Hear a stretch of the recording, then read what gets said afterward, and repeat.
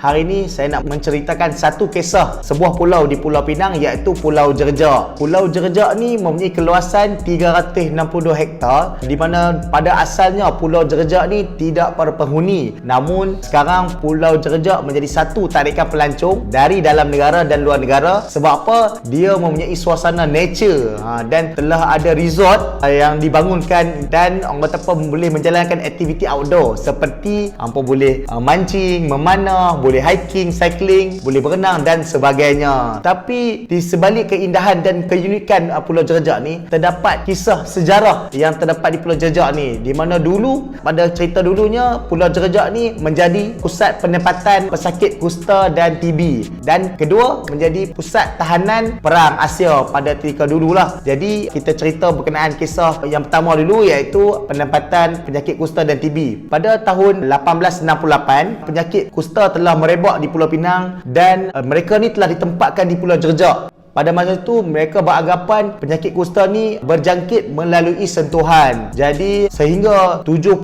tahun tidak ada penawar lagi di mana untuk mengubati penyakit kusta ni. Pada tahun 1926, Akta Enakmen Kusta telah diwujudkan, di mana penyakit kusta ni wajib diasingkan daripada masyarakat setempat. Jadi pesakit-pesakit kusta ni rasa-rasa macam mengasingkan diri mereka daripada masyarakat setempat lah. Memang mereka ni tak boleh bergaul. Sehingga pada tahun 1968 baru menemui di mana penyakit kusta ni bukan berjangkit daripada sentuhan. Jadi kesianlah kat mereka ni, kena duduk asing jauh kan. Jadi mereka ni pun telah dipindahkan di pusat rawatan penyakit kusta di Malaysia ni. Masa tu ada dua pusat rawatan penyakit kusta, iaitu di Sungai Buloh dan di Pulau Jerejak. Dan mereka ni seramai 7,000 orang telah dibawa ke Sungai Buloh untuk merawat. Yang kedua ialah menjadi penempatan penyakit TB.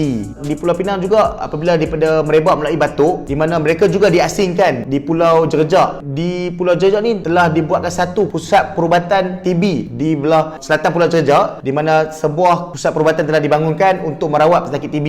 Maksudnya Pulau Jerejak ni masa tahun tu mereka telah tempatkan dua penyakit ni lah, dan mereka juga diasingkan di antara penyakit kusta dan penyakit TB. Yang ketiga ialah mereka ni sebagai penempatan tahanan perang Asia, di mana pada zaman Jepun dulu, tahanan Jepun masa Hiroshima dan Nagasaki telah dibom dan Jepun menyerah kalah. Jepun telah menyerahkan balik banduan-banduan ni ke negara masing-masing. Sebelum tu mereka menempatkan banduan-banduan ni dekat Pulau Jerejak. Dan ada juga yang mengatakan Pulau Jerejak ni ditempatkan oleh banduan yang dibuang negeri. Ada juga dulu pada sejarahnya ditempatkan sebagai orang kata apa, pesalah-pesalah yang ambil dadah ni ditempatkan di situ. Sekarang ni yang ada di Pulau Jerejak ialah monumen-monumen, dan orang kata apa, ada lagi kesan-kesan bangunan penjara, dan ada kubur-kubur lama masih ada lagi di Pulau Jerejak. Jadi kalau hampa berpeluang ke Pulau Jerejak, bolehlah hampa melawati tempat-tempat tu dan mengambil sejarah-sejarah yang lebih lanjut.